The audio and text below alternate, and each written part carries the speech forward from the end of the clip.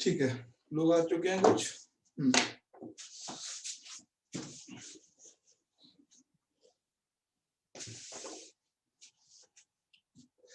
हम लोगों का लास्ट टॉपिक था, वो था मेगालिथिक्स। ठीक है, और मेगालिथिक्स की बात करेंगे।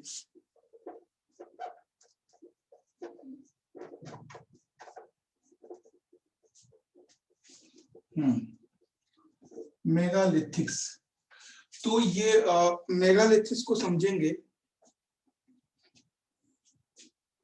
तो पहली बात है कि megalithics is a time period of history. ये हिस्ट्री का टाइम पीरियड है, that is a time period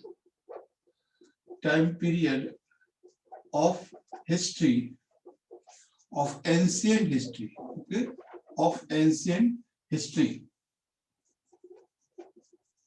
okay, that is relate to South India, ये साउथ इंडिया से रिलेट करता है। और कुछ एविडेंस ऐसा भी है कि इसके जम्मू कश्मीर में कुछ एविडेंस मिले, but megalithic literally meaning is big stone. Megaliths का जो लिटरली मीनिंग है वो है बिग स्टोन, तो बड़े बड़े पत्थरों से। तो सबसे पहले हमें जानना है कि तो इसका जो टाइम पीरियड है वो वही टाइम पीरियड है जो नॉर्थ में, देखिए हाँ yes,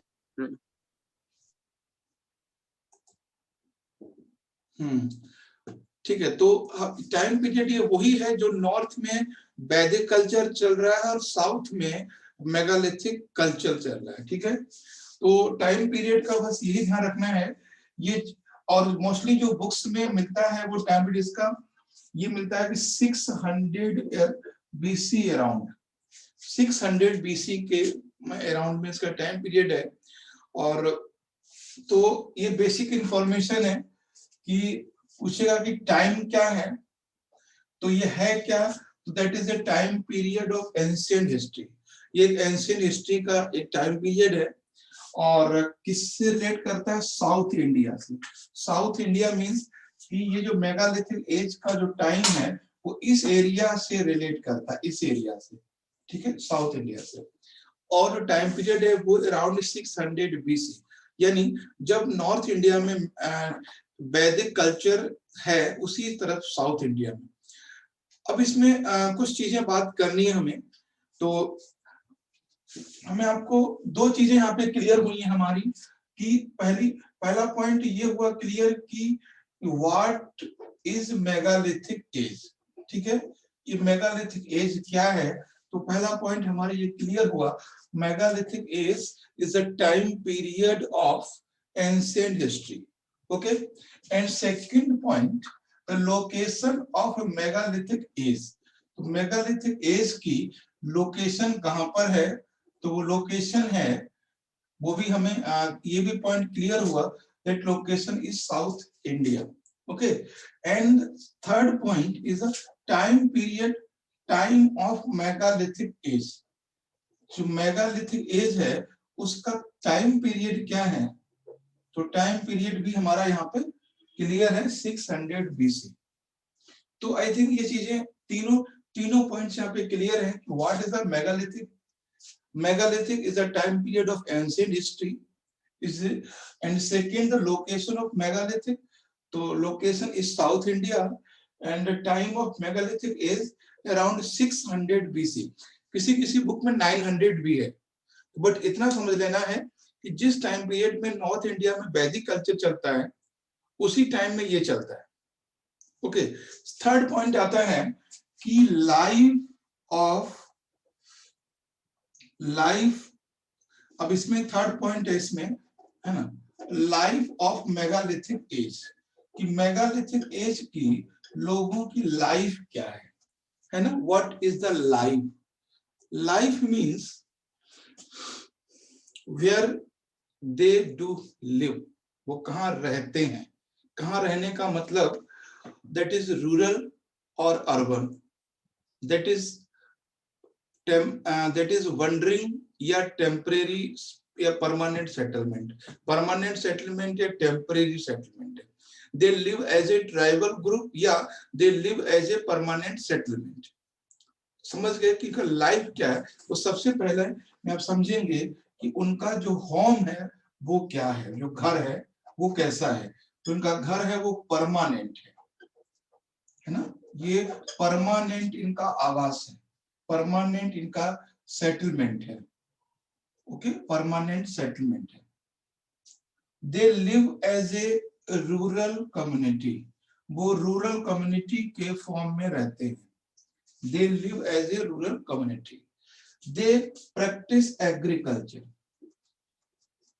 Agriculture. Agriculture means animal husbandry also. Animal husbandry also. ठीक है, तो animal husbandry भी करते हैं। And third,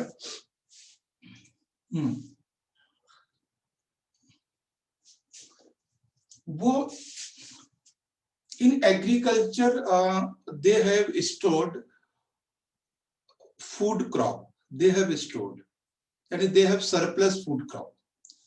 वो क्या है, वो सरप्लस रखते हैं, यानी जो फूड स्टोरेज का भी काम करते हैं। फूड स्टोरेज, फूड स्टोरेज यहाँ पे what is the mean food storage?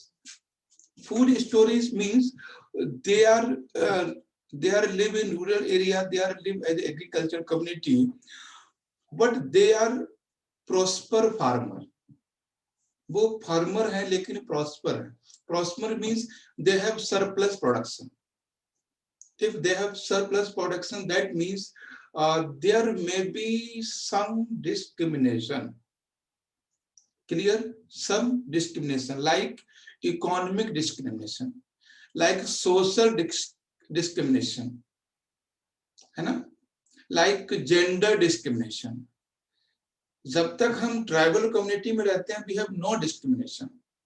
जब हम लोग सरप्लस में आते हैं, जब हम लोग प्रॉस्पर होते हैं, तब हमारे अंदर डिस्क्रिमिनेशन आता है। तो एक बात ध्यान रखना है, in India we find very early in megalithic age economic and social discrimination. We have no evidence the gender discrimination, we have no evidence of the class या caste discrimination, but we have the economic and social discrimination, especially economic discrimination. तो अभी कभी आपसे question बनेगा कि what was the time period that we feel as the discrimination at any base. तो megalithic age is the first या early period या first time that we have faced the economic discrimination. ठीक है, तो यहाँ पे इकोनॉमिक डिस्क्रिमिनेशन शुरू हुआ है, ये मोस्ट इंपॉर्टेंट थिंग है, इकोनॉमिक डिस्क्रिमिनेशन, है ना? डिस्क्रिमिनेशन मतलब आर्थिक भेदभाव यहाँ पर शुरू हुआ है। ठीक है, चलो हम ऊपर लिख देंगे, कोई बात नहीं है। तो लाइफ में हमने क्या क्या समझा कि लाइफ ऑफ मेगालिथिक इज वो परमानेंट एक जगह पर, सेकंड रूरल कम्युनिटी में रहते हैं, भाभू या क्या नाम है, भालू भाभू क्या लिखा हुआ है भाई, आवाज अपनी बंद रखें, ज्यादा ठीक है। ठीक है, हाँ, तो वो रूरल कम्युनिटी में रहते हैं। एग्रीकल्चर एंड एनिमल हस्बेंड्री उनका जो बेस है, एंड फूड स्टोरेज, वो फूड स्टोरेज भी करते हैं, और इकोनॉमिक डिस्क्रिमिनेशन भी है। ठीक है, बट वो लोग, एक चीज और यहाँ पर शुरू हो जाता है, वो है that the people they have used first time iron. ये वो लोग हैं जिन्होंने फर्स्ट टाइम आयरन का यूज किया। तो ध्यान रखना है कि मेगालिथिक एज की सबसे इंपॉर्टेंट चीज ये है, they use iron first time, iron. ठीक है, तो मेगालिथिक लोगों ने सबसे पहली बार आयरन का यूज किया।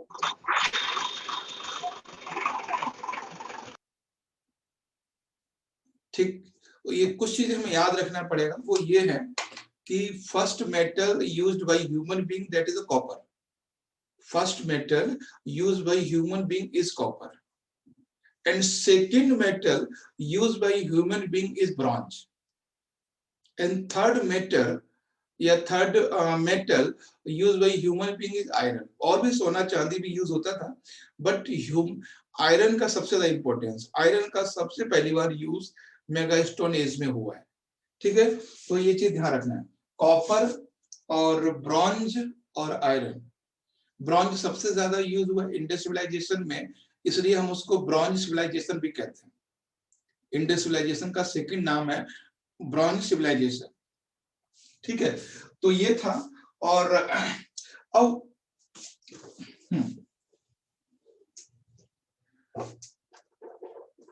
why we why this mega mean of megalithic है ना, मीन ऑफ मेगालिथिक। तो मेगालिथिक इसको क्यों कहते हैं, why do we say megalithic? Megalithic means big stones, बड़े बड़े पत्थरों। तो इनका जो जो उनकी कब्र होती थी जिसमें ये लोग दफनाते थे, जैसे मान लीजिए ये कब्र है उनकी, ये इन्होंने किसी को डेड बॉडी को यहाँ पे दफनाया है, डेड बॉडी को, तो ये जो कब्र है, जो ग्रेव है, वो बड़े बड़े पत्थरों से ये ढक दिया करते थे। ठीक है, हाँ, तो ये बड़े बड़े पत्थरों से उसको ये ढक दिया करते थे, बड़े बड़े पत्थरों से उसको ही ढक दिया करते थे, इसलिए इसको कहते हैं मेगालिथिक एज, मेगालिथिक एज।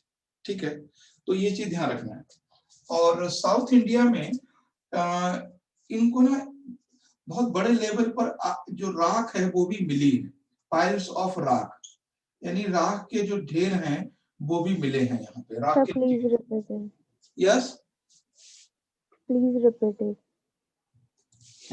इसे हमने कहा व्हाई वी डू से megalithic, megalithic, megalithic means literally meaning big stones, यानी ये लोग क्या करते थे, जिन अपनी डेड बॉडी को दफनाते थे या अंतिम संस्कार करते थे, उस प्लेस को बड़े बड़े पत्थरों से कवर कर दिया करते थे, मतलब बड़े बड़े स्टोन से। यानी हम लोग क्या करते हैं, किसी को दफनाते हैं तो इस तरह से उसके प्लेस को छोड़ देते हैं। ये लोग क्या करते थे, उसकी कब्र को, उसके ग्रेव को, उसको बड़े बड़े पत्थरों से कवर कर देते थे। So that culture is known as megalithic, इसलिए उसको मेगालिथिक कहा गया। और दे did not know the decomposition process। ये लोग क्या करते थे, जो अपनी क्रॉप होती थी उसको जला देते थे, they fire their extra material crop, जो बचा हुआ पार्ट था उसको जला देते थे। इसलिए बहुत सारे यहाँ पे पाइल्स ऑफ एश मिले, यानी राख के टीले उस एरिया में मिले हैं। तो कभी आपसे क्वेश्चन पूछा जाए कौन सा ऐसा एरिया है इंडिया में यहाँ पर बहुत बड़े लेवल पर, लार्ज स्केल पर आइस के ढेर मिले, है ना, एस के ढेर में राख के टीले मिले हैं, तो that is area is Karnataka, Kerala and Tamil Nadu. और that time period was megalithic time period. तो यहाँ के लोग जो बचा हुआ क्रॉप का मटेरियल था उसको जला देते थे, उसको डिकम्पोज नहीं करते थे, जैसे हमारे अभी नॉर्थ इंडिया, पंजाब, हरियाणा में उस तरह से। ठीक है, क्लियर। और reason behind they want to clear the place, है ना, clear the field, they don't know the process of decomposition and they have no more animal for use this material, but केवल एरिया को clean करना था, उनको साफ करना था, इसलिए जैसे खेत में जला दिया, खेत साफ हो गया उनका। ऐसे अभी नॉर्थ इंडिया में भी यही है, जो पंजाब हरियाणा के जो फार्मर हैं वो अपने स्टेबल है अपना उनका, उसको जो जला देते हैं। ठीक है, क्योंकि वो उनके पास ऐसा कोई टेक्नोलॉजी नहीं है जिससे वो उसको हटा सके वहां से, या और कुछ नहीं है। ठीक है, जैसे अब ये दिल्ली गवर्नमेंट ने बायो डिकम्पोजर यूज किया है। बायो डिकम्पोजर मतलब अगर किसी भी स्टेबल अगर पड़ा हुआ है, खरपतवार पड़ा हुआ है, वहां पे एग्रीकल्चर का बचा हुआ पार्ट पड़ा हुआ, तो उस पे वो लोग इसको स्प्रे करवा देंगे बायो डिकम्पोजर को, और वो धीरे धीरे 15 डेज या 20 या 30 डेज में वो जो स्टेबल है या जो बायोमास है वो धीरे धीरे डिकम्पोज हो जाएगा। तो सेम चीज है, जलाने का रीजन यही था कि वो उसको how to clear the field, and how to clear the agriculture.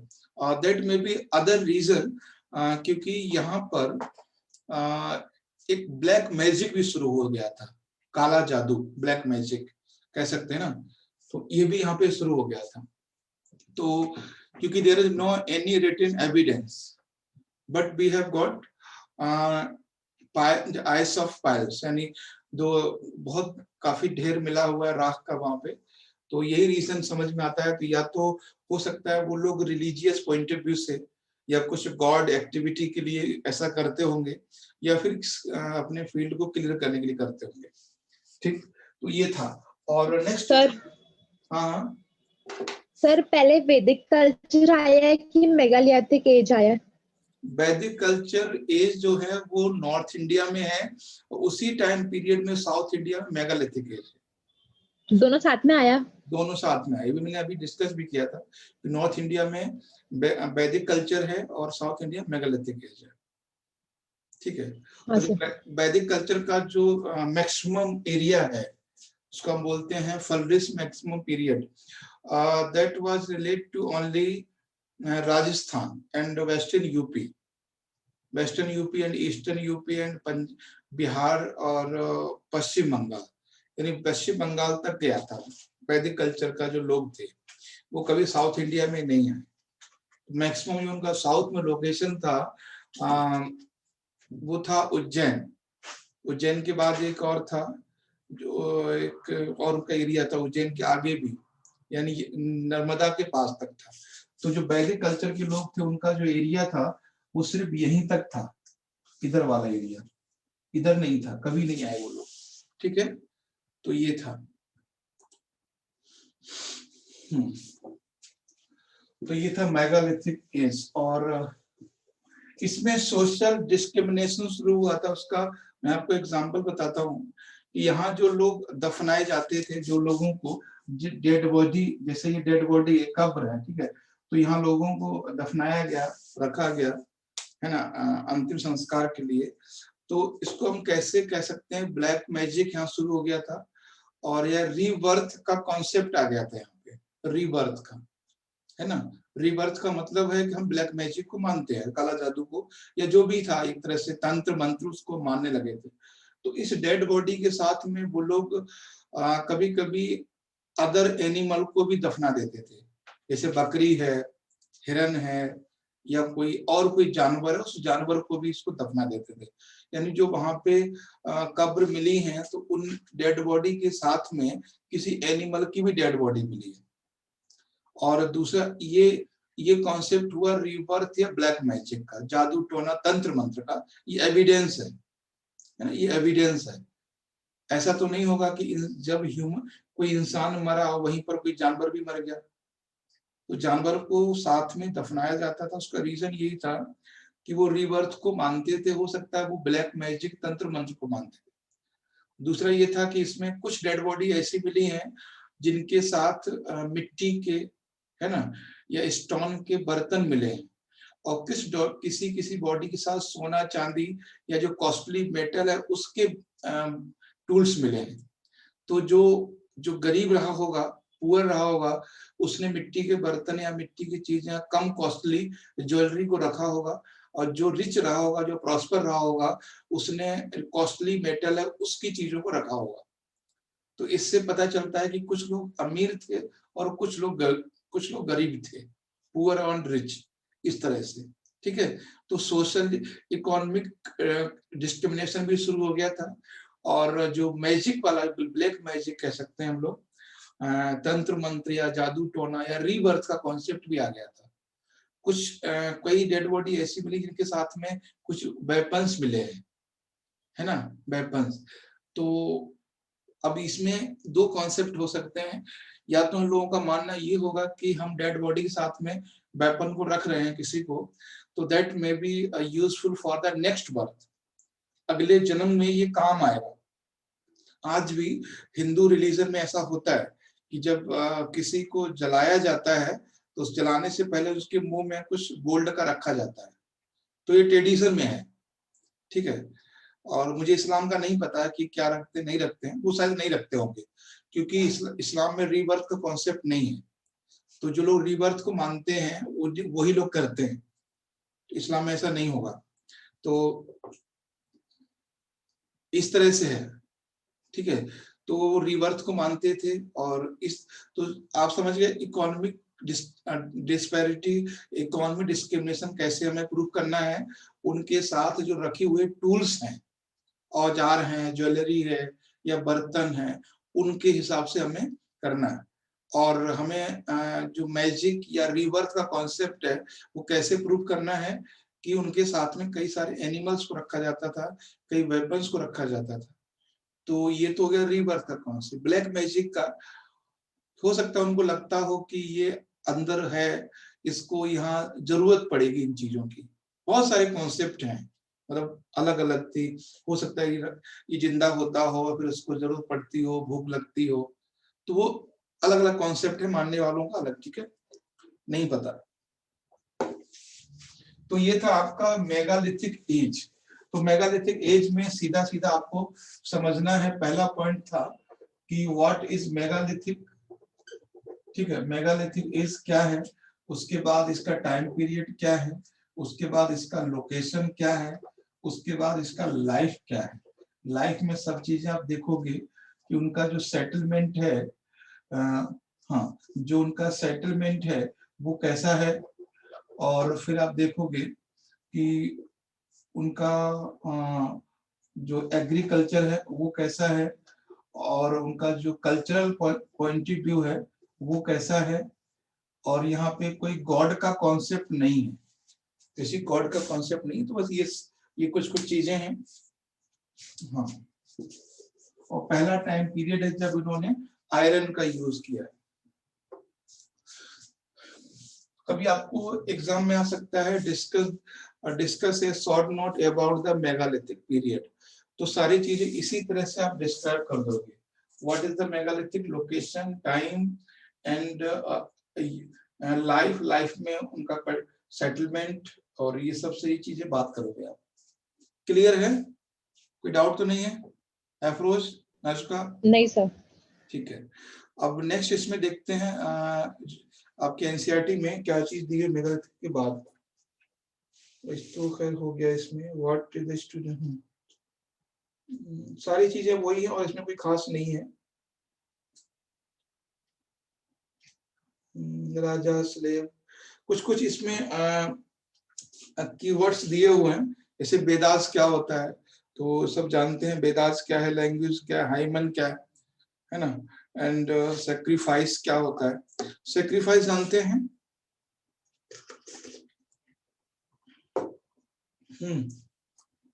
Sacrifice क्या है, आयरन क्या है, तो खैर ये सब कॉन्सेप्ट है।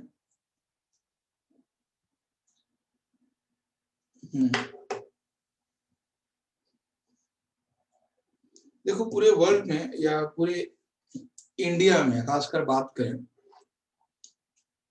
एक बात ध्यान रखना है कि जब हम लोग ग्लोब की बात करते हैं, तो ग्लोब में, पूरे ग्लोब में जो कल्चरल एक्टिविटी दो जगह और तीन जगह ओरिजिन हुई थी। पूरे ग्लोब में कल्चरल एक्टिविटी तीन जगह ओरिजिन हुई थी। First place was China, and second place was Mesopotamia, and third place was Indus Valley civilization। पूरे ग्लोब में कहीं भी अगर सबसे पहले कल्चरल एक्टिविटी शुरू हुई, यानी कॉन्सेप्ट ऑफ स्पिरिचुअलिटी कहीं शुरू हुआ, concept of spirituality, that was three location, China civilization and Mesopotamia. Mesopotamia means Iran, Iraq, खासकर इराक। Mesopotamia means Baghdad. अभी जो बगदाद नाम है ना, तो the old name of Baghdad is Mesopotamia, तो वहां पे। और तीसरा था इंडस सिविलाइजेशन। इंडस सिविलाइजेशन, कभी आपसे पूछेगा कि what is the importance of Indus civilization या ओल्डेस्ट सिविलाइजेशन, ओल्डेस्ट सिविलाइजेशन, ठीक है। तो एक थोड़ा सा कॉन्सेप्ट यहाँ पे हम देना चाहेंगे आपको कि इन इनिशियली स्टेज जो ह्यूमन था, ह्यूमन इंसान और लिव विद नेचर, ठीक है, नेचर के साथ में रहता था, ठीक है। अब उसके बाद नेचर के साथ उन्होंने कॉन्सेप्ट लाया गॉड, ठीक, गॉड का कॉन्सेप्ट आया। गॉड के बाद नेक्स्ट आया उसमें जो गॉड थे वो कई गॉड होना शुरू हो गए, मतलब वैरायटी इन गॉड्स, गॉड्स में बहुत सारे है ना, बहुत सारे गॉड, लाइक अग्नि, वरुण, यमा, बहुत सारे। उसके बाद फिर यह कॉन्सेप्ट आया जिसमें उन्होंने देखा कि नेचर की बात की, उन्होंने बात की नेचर की, ठीक है, फिर से नेचर की बात की। अभी जो चीजें हैं वो दो चीजों से, अब फिर दो ही कॉन्सेप्ट हो गया, गॉड और नेचर। अभी तक लड़ाई इसी चीज की है, गॉड और नेचर, है ना। गॉड का मतलब है कि ये फॉर्म ऑफ विजिबिलिटी, गॉड का मतलब है ये फॉर्म ऑफ विजिबिलिटी, इसको हम गॉड कहते हैं, गॉड। और सबसे पहले नेचर के मतलब गॉड से नेचर को और जो मोड़ने का काम सबसे पहले किया था, that was time period 600 BC, 600 BC का टाइम पीरियड था। और उस समय देयर वाज 62 सेक्ट, यहाँ लगभग 62 सेक्ट थे, मतलब लगभग 62 सेक्ट हुए, किसके against diversity of God, diversity of God के अगेंस्ट लगभग 62 सेक्ट थे। उसमें आपने एक नाम सुना होगा, बहुत सारे नाम हैं, एक आपने चारवाक नाम सुना होगा, एक आपने आजीवक सुना होगा, है ना, चारवाक है, आजीवक हैं, और बहुत सारे। उनमें से 62 में से दो सबसे पॉपुलर हुए, that was against diversity of God. ते दो लोग कौन थे जानते हैं, क्या नाम है उनका? जो दो लोग थे वो दो थे, महावीर और बुद्ध, जो सबसे ज्यादा हाईलाइट हुए, महावीर, है ना, महावीर और बुद्ध। एक बात ध्यान रखना है कि महावीर और बुद्ध में महावीर बड़े हैं, तो कभी भूल मत जाना। तो जो दो हैं वो, एक तो महावीर हैं और दूसरा है बुद्ध, ठीक है। तो दोनों में महावीर पहले आए हैं और बुद्ध बाद के आए, ठीक। बुद्ध के बाद जो सबसे हाईलाइट पर्सन हुए हैं, बुद्ध के बाद सबसे ज्यादा हाईलाइट पर्सन हुए हैं, वो है हजरत मोहम्मद साहब, ठीक है, हजरत मोहम्मद साहब, वो हाईलाइट हुए हैं, हजरत मोहम्मद साहब। तो उन्होंने भी कॉन्सेप्ट नेचर का दिया, उन्होंने भी किसी गॉड को नहीं माना, उन्होंने गॉड की डाइवर्सिटी को नहीं माना, उन्होंने किसी भी मतलब गॉड का होता है विजिबिलिटी ऑफ पर्टिकुलर बॉडी, किसी पर्टिकुलर बॉडी की विजिबिलिटी को नहीं एक्सेप्ट किया। तो ये भी उन्हीं के लाइन में थे, ठीक। अब बहुत सारी इसके पीछे अलग अलग बातें हैं। कुछ लोग बोलते हैं कि बुद्ध से पहले भी बौद्ध धर्म था, कुछ लोग बोलते हैं महावीर से पहले भी जैन धर्म था, कुछ लोग कहते हैं कि हजरत साहब से पहले भी इस्लाम था। तो ठीक है, वो होगा, उसमें एक अलग हम लोगों को उसके हिस्ट्री में नहीं जाना है, बट इतना जाना है कि इस तरह से चीजें डेवलप हुई, आज भी हैं, लोग यहाँ पर और यहाँ पर हैं, ठीक है, ये चीजें हैं। कुछ लोग पहले के साथ में है, कुछ लोग दूसरी चीज डेवलप हुई उसके साथ में। तो ये था आपका कुछ हिस्टोरिकल बैकग्राउंड, जो आप कभी आपको रिलीजियस में समझना पड़े कि कैसे कैसे चीजें हुई हैं। और क्योंकि मैंने इसलिए बताया कि उसमें सारे कुछ ऐसे वर्ड हुए थे, जैसे राजा क्या है, स्लेव क्या है, ये सब। और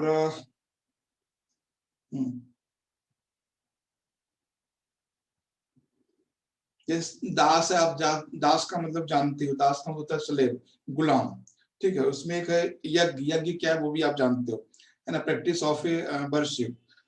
और मेगालिथिक हमने बता दिया। अभी मेगालिथिक क्या है? सूक्त क्या था? सूक्त जो था, जो वेद लिखा गया ऋग्वेद, उसी के श्लोक को हम लोग सूक्त कहते थे, है ना। हाइमन्स मतलब सूक्त, तो ये था, ठीक है। तो ये था आपका थर्ड पीरियड, थर्ड जो है चैप्टर, फोर्थ चैप्टर। और नेक्स्ट आपका इसमें है कि बुक्स। सर हाँ, सर जाना और विश क्या होता है? जाना अभी उसी की बात करेंगे हम, उसी में आएंगे। बिकम द रूलर अभी बात करेंगे उसी में। हाँ, ठीक है। आगे जो चैप्टर है वो वही है।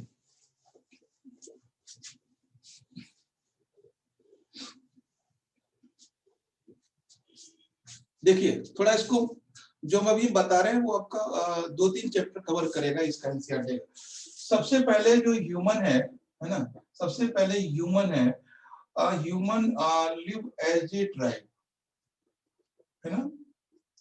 सबसे पहले इंसान ने ट्राइब की तरह रहना शुरू किया। ट्राइब मतलब होता है नो परमानेंट सेटलमेंट, है ना, no particular location, they move place to place, that is tribe. तो सबसे पहले हम लोगों ने, इंसान ने ट्राइबल फॉर्म में लाइफ को जीना शुरू किया। फिर उन्होंने उसके बाद नेक्स्ट शुरू किया, वो शुरू किया माउंटेन में, माउंटेन पे रहना, ठीक है। माउंटेन पहाड़ों पर, ओपन पहाड़ों पे, जो ओपन माउंटेन है उस पे, ओपन में, ठीक। Second phase and third phase was, that was cave. तीसरे फेज में हम लोगों ने गुफा में रहना शुरू किया, ठीक है, गुफाओं में। तो फर्स्ट क्या था? ट्राइबल फॉर्म में, सेकंड था ओपन माउंटेन, एंड थर्ड था केव, गुफाओं में। उसके बाद फिर हम लोगों ने क्या किसमें शुरू किया कि स्टोन,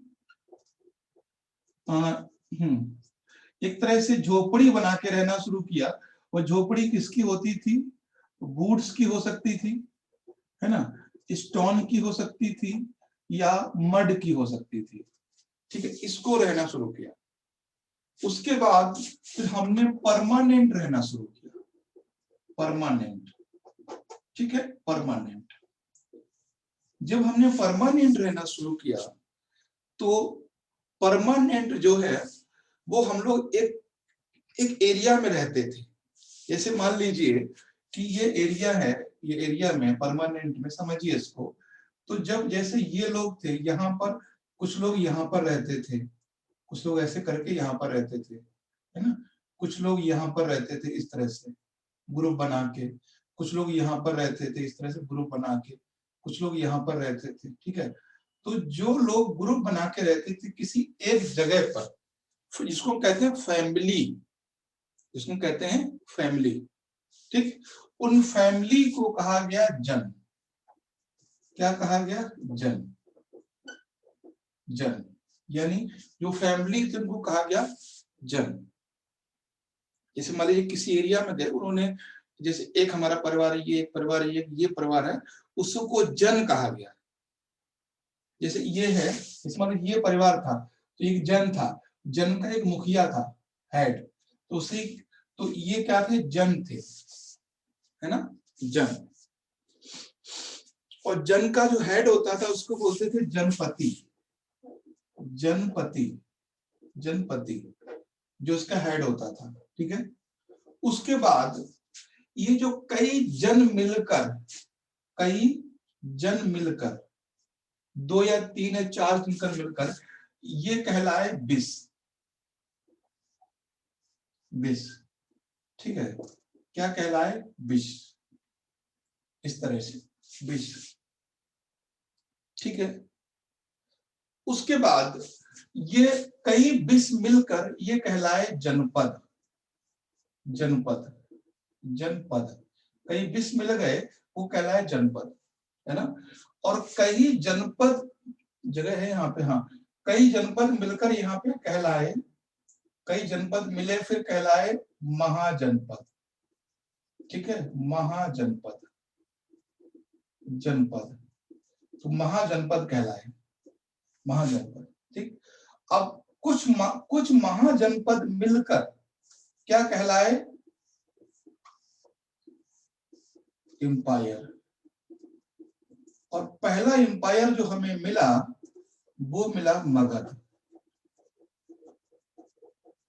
मगधा यानी चंद्रगुप्त मौर्य, चंद्रगुप्त मौर्य, ये था। तो ये था हमारी पूरी हिस्ट्री। उसके बाद जब हमें एम्पायर मिला और उसी एम्पायर पे चलते चलते हम लोगों को बहुत कुछ मिला, है ना। उसी एम्पायर के बाद हम लोगों को गुप्ता मिले, है ना, हम लोगों को हर्ष मिले, इसको भी लिख लीजिए, हम लोगों को हर्ष मिले। फिर हम लोगों को दिल्ली सल्तनत मिली, है ना, दिल्ली सल्तनत मिली। और फिर हम लोगों को मुगल एम्पायर मिला, ठीक है, मुगल एम्पायर मिला। फिर हम लोगों को ईस्ट इंडिया कंपनी मिली, ईस्ट इंडिया कंपनी मिली। फिर हम लोगों को 1947 में अपना इंडिया मिला। ज्यादा लंबा तो नहीं हो गया? क्यों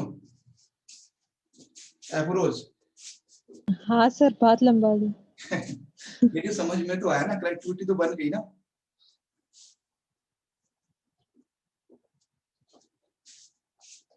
ये आप तभी कर पाओगे जब आपको पूरा अच्छे से पता होगा, डिटेल, वरना नहीं हो पाता है। मतलब हमने आपको एक राइब से शुरू करके 1947 तक पहुंचा दिया। कोई ऐसा सर तो इसको याद कैसे करने का? हमें याद है ना, वैसे याद आपको भी हो जाएगा। ठीक है सर। नहीं तो कनेक्टिविटी ये रटने की चीज ही नहीं ना। आपको पता है ना, सबसे पहले इंसान कहाँ रहता था? ट्रैवल के फॉर्म में। फिर वो पहाड़ों पे आया, पहाड़ों के बाद फिर वो गुफाओं में आया, गुफाओं के बाद फिर वो घर बना के रहा, मिट्टी घर में रहा, लकड़ी के, पत्थर के। फिर वो परमानेंट रहना शुरू कर दिया। ये सारी चीजें रटने की जरूरत ही नहीं है ना।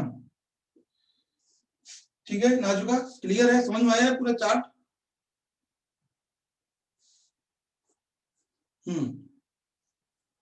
कोई कंफ्यूजन? परमानेंट के बाद एक बार परमानेंट के बाद क्या है? जन, मतलब जहां ये लोग जाते थे ना, जैसे मान लीजिए वो आए किसी एरिया में, उन्होंने अपने घर बनाए परमानेंट। तो परमानेंट वो किसी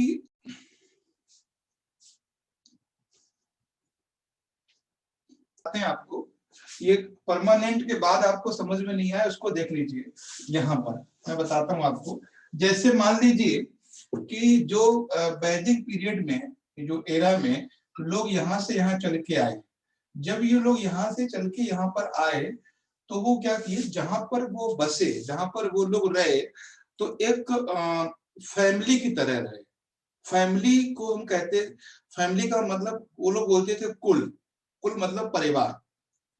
तो पर जो परिवार था वो एक जन कहलाता था। जैसे मान लीजिए कि हम कहीं जाएं और कुछ लोग हमारे साथ में हों, उनके सबके हम लीडर हों, तो वो जितने लोग हमारे संरक्षण में होंगे वो कहलाएंगे जन, और हम कहलाएंगे जनपति।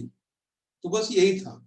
तो जो लोग आकर बसे, वो ऐसा तो नहीं था कि वो एक एक करके आके बस गए, वो किसी के साथ आए होंगे, कोई उनका मुखिया होगा, कोई उनका हेड होगा। तो जितने लोग किसी एक आदमी के अंडर में थे, जैसे एक कोई आदमी है, वो इनको वो आया, तो इसके अंडर में कितने लोग हैं, इसके अंडर में कितने लोग हैं, वो कहलाया जन। ये था, ठीक है। Yes sir. तो उसके बाद जब जन, अब क्या हुआ, जो कुछ ये तो हो गए जन, 2 4 5 जन मिलकर उन्होंने बनाया एक विश, विश का मतलब ऐसे जिला, जिला बनाया। और फिर जिला से कुछ जिला मिलकर बनाए जनपद। जैसे हम लोग अभी जनपद जिला कोई कहते हैं, तो विश्व मिले और विश्व को मिलकर बना जनपद। इंग्लिश में भी जनपद ही है, तो जनपद बने। जैसे फिर कुछ जनपद मिले, मतलब 2, 3, 4 जनपद मिलकर बनाए उन्होंने एक महाजनपद। और महाजनपद बना तो महाजनपद भारत में कितने थे? 16। भारत में 16 महाजनपद हैं, ठीक है। अब 16 महाजनपद में से 2, 3, 4 इकट्ठे होके उन्होंने फिर साम्राज्य बनाया। पहला साम्राज्य बना था वो था मगध साम्राज्य। मगध साम्राज्य में बहुत सारे महाजनपद शामिल थे। जैसे मगध तो खुद ही महाजनपद था। जैसे ये था, जैसे मान लीजिए कि ये है, ये था मगध महाजनपद, ठीक। ये मगध महाजनपद है और ये छोटे छोटे और और जनपद हैं। तो मगध ने क्या किया, इन सबको जीत लिया, इन सबको जीत लिया आपस में, और बड़ा महाजनपद की बजाय फिर बनाया साम्राज्य, इंपायर या राज्य कह सकते हैं। तो ये था। और फिर साम्राज्य के बाद आपको पता ही है कि गुप्त काल आया, Yes, sir. सारी चीजें शुरू हो गई। ये था। अब सर एम्पायर मतलब आपने क्या बोले? इंपायर का मतलब, इंपायर कई छोटे छोटे महाजनपद को मिलाकर, जैसे मगध था, मगध एक महाजनपद था और मगध का राजा था चंद्रगुप्त मौर्य। तो चंद्रगुप्त मौर्य ने क्या किया, आसपास की जो महाजनपद थे उनको जीता और मगध में शामिल कर लिया। जब कई सारे महाजनपद मगध के पार्ट हो गए तो वो कहलाया एम्पायर, साम्राज्य, है ना। आगे हम लोग देखेंगे तो मगध साम्राज्य कहलाते हैं, गुप्ता साम्राज्य, गुप्ता एम्पायर, हर्ष एम्पायर। तो आगे एम्पायर वर्ड यूज होता है, जैसे मुगल एम्पायर, मुगल साम्राज्य। तो आगे मुगल एम्पायर, एम्पायर का मतलब होता है कि कई छोटे छोटे उसमें एरिया शामिल हो, एक बड़ा एरिया होता है एम्पायर। ये था। तो ये है, जैसे इसमें पहला ही टॉपिक है आपका 5th चैप्टर में, ठीक है। 5th चैप्टर का नाम लिख लीजिए, वैसे बहुत अब आपको ज्यादा हेल्प नहीं पड़ेगी। 5th का इसमें है किंगडम, है ना, किंगडम। पहला है इसमें किंगडम और दूसरा है kingdom, king, king, Kings and early Republic, and early Republic, early Republic, early Republic, ठीक है, अर्ली रिपब्लिक। तो ये चैप्टर का नाम है kingdom, Kings and early Republic. तो सबसे पहले जो किंगडम हुए हैं वो हुए हैं जनपद, ये सारे हैं, 20 हैं, जनपद हैं। जैसे इसमें हम एनसीईआरटी को देखेंगे अगर हम,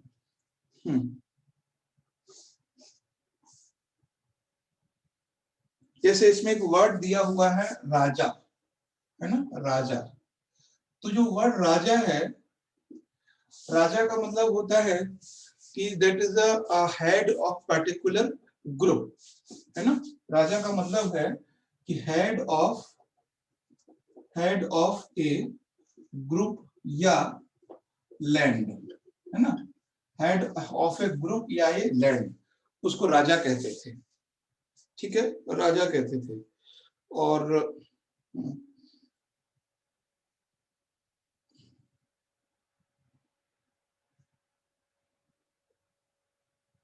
हाँ, नेक्स्ट इसमें एक वर्ड और यूज हुआ है आपके एनसीईआरटी में, वो यूज हुआ है वरना। वरना बॉक्स में दिया हुआ है, वरना। तो वरना का मतलब जानते हैं क्या है?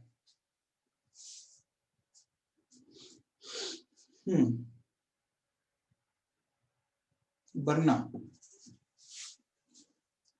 वरना का मतलब है division of Indian society in Vedic culture. लिख लीजिए, division of Indian society in Vedic culture, यानी वैदिक कल्चर में इंडियन सोसाइटी को वर्ना में डिवाइड किया गया था।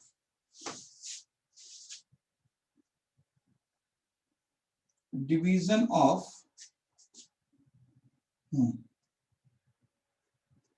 division of Indian society, division of Indian people in Vedic culture. वैदिक कल्चर की जो सोसाइटी थी, पीपल थे, उनको 4 भागों में डिवाइड किया गया था, 4 भागों में। तो varna was 4. How many varna? That was 4. 4 वर्ण थे, ये चीज ध्यान रखना, 4 वर्ण।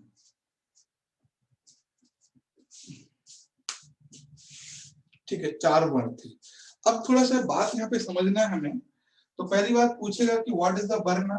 तो division of Indian people in Vedic culture इन वर्णा।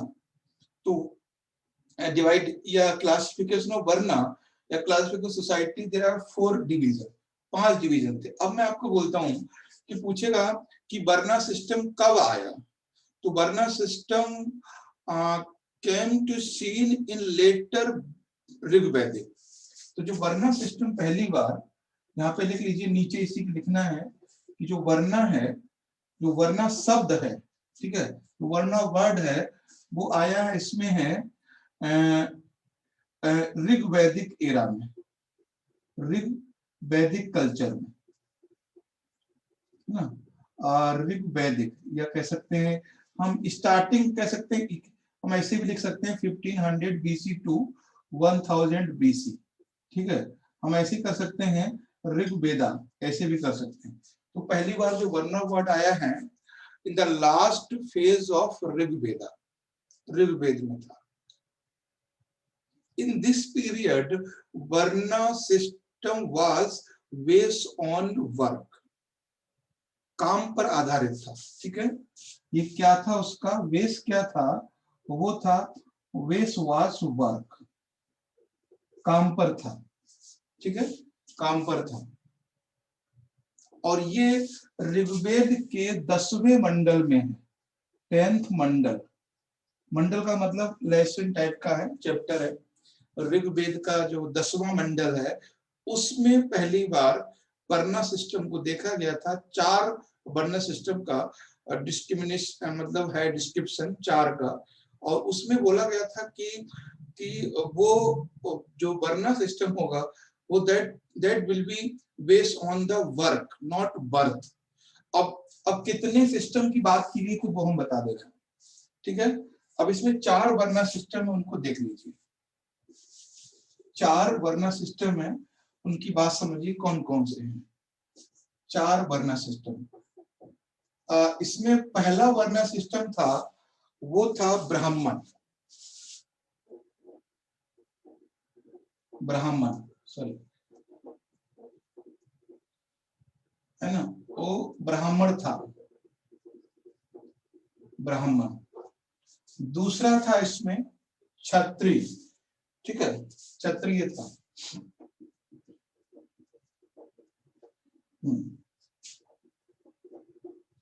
क्षत्रियास।